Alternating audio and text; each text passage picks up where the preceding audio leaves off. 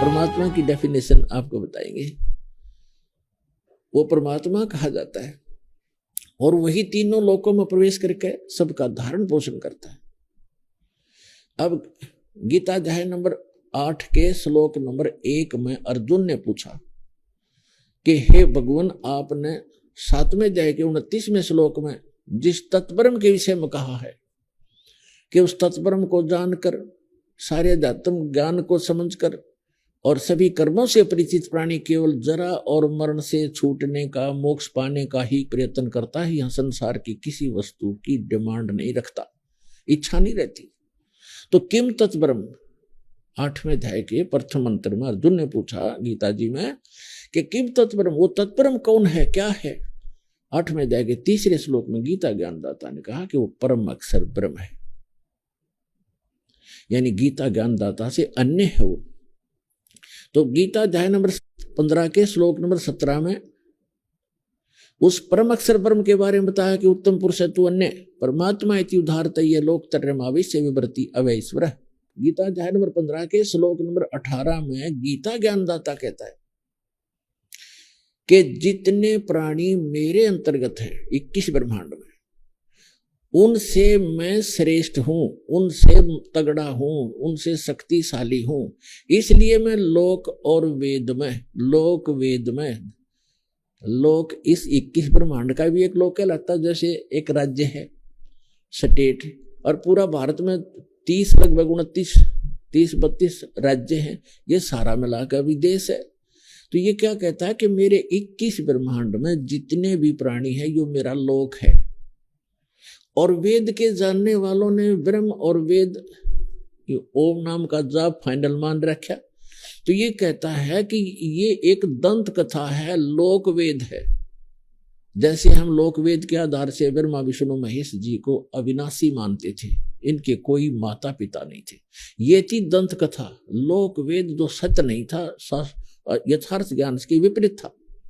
तो यहां ये कहता है लोक वेद के आधार से, दंत कथाओं के आधार से मैं पुरुषोत्तम प्रसिद्ध हूं, क्योंकि मैं जितने प्राणी मेरे अंतर्गत है इनसे श्रेष्ठ हूं, इनसे तगड़ा हूं, मजबूत हूं, इसलिए मैं पुरुषोत्तम प्रसिद्ध हूं। लेकिन उसने 15वें अध्याय के 17वें श्लोक में स्पष्ट कर ही दिया है कि उत्तम पुरुष है तू अन्य, उन तीनों दोनों से, सरपुरुष और अक्षर पुरुष से कोई और है श्रेष्ठ परमात्मा। 8वें अध्याय के 3रे श्लोक में भी स्पष्ट कर दिया कि वो परम अक्षर ब्रह्म है। और 18वें अध्याय के 62वें श्लोक में गीता ज्ञानदाता स्वयं कह ही रहा कि अर्जुन तू सर्वभाव से उस परमेश्वर की शरण में जा, उसकी कृपा से तू परम शांति को और सनातन परम धाम को प्राप्त होगा। और गीता अध्याय नंबर 2 के श्लोक नंबर 12 में, गीता अध्याय नंबर 4 के श्लोक नंबर 5 और 9 में, गीता अध्याय नंबर 10 के श्लोक नंबर 2 में ये स्वयं का स्वीकार करता है कि अर्जुन तेरे और मेरे बहुत जन्म हो चुके हैं। गीता ज्ञानदाता, तू नहीं जानता, मैं जानता हूं। और मेरी उत्पत्ति को ये देवता लोग भी नहीं जानते, क्योंकि ऋषि नहीं जानते, क्योंकि मेरे से उत्पन्न हुए। तो 21 ब्रह्मांड में जो भी प्रजा है ये सारी ब्रह्म से ही उत्पन्न हुई है।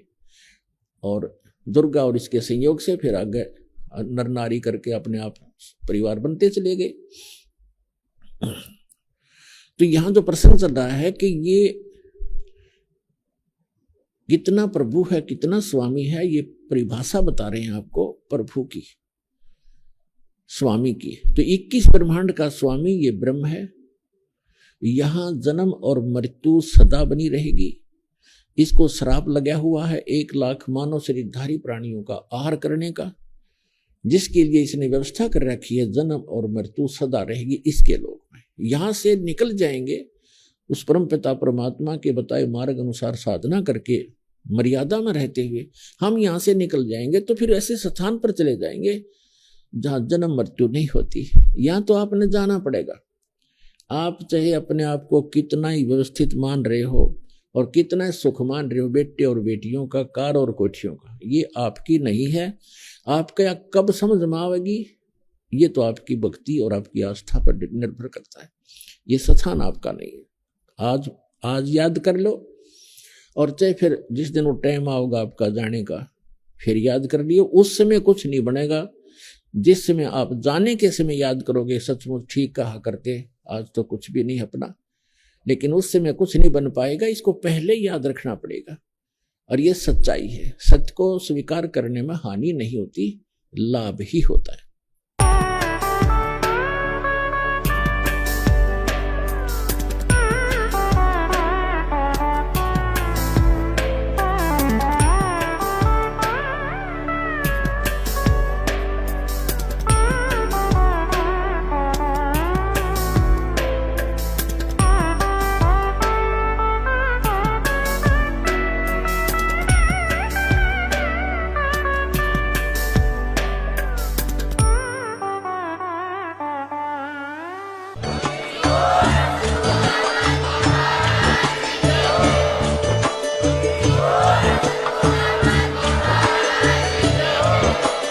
आप सुन रहे थे जगत गुरु तत्वदर्शी संत रामपाल जी महाराज जी के मंगल प्रवचन। अधिक जानकारी के लिए विजिट कीजिए हमारी वेबसाइट www.jagatgururampalji.org। संत रामपाल जी महाराज जी के शुभ आशीर्वाद से पूरे विश्व भर में 500 से भी ज्यादा नाम दीक्षा केंद्र हैं, जिन पर संत रामपाल जी महाराज जी द्वारा ऑनलाइन निशुल्क नाम दीक्षा दी जा रही है। अपने नजदीकी नाम दीक्षा केंद्र का पता करने के लिए संपर्क करें 8222880541।